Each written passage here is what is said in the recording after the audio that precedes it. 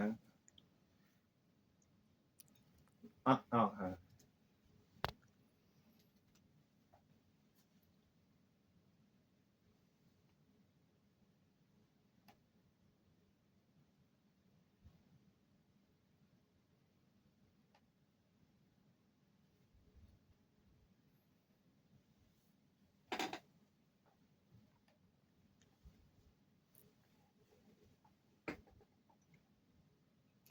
បើសិនពេលនេះអូនជាទេវតា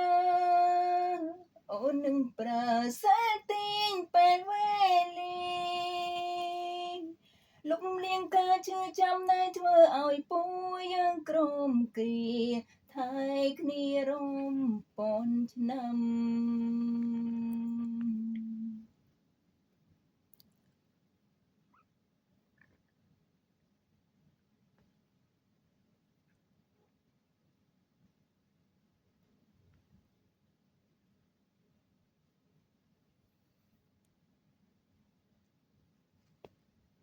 បងគឺជាដង្ហើមនៃជីវិតអូ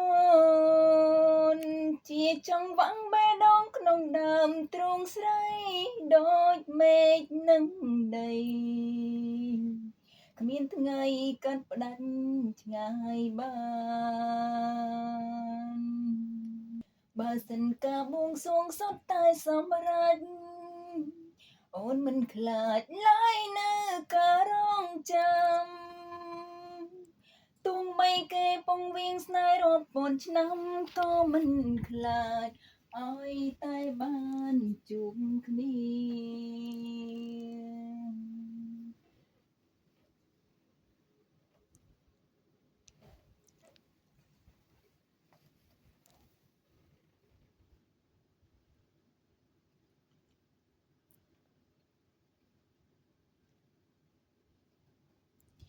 បងគឺជាដង្ហើមនៃជីវិតអូ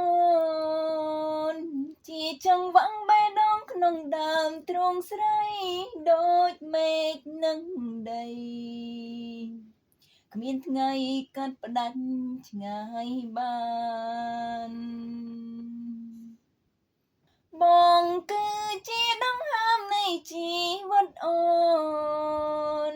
ជាចង្វាក់បេះដូងក្នុងដើមទ្រូងស្រីដូចមេឃនឹងដី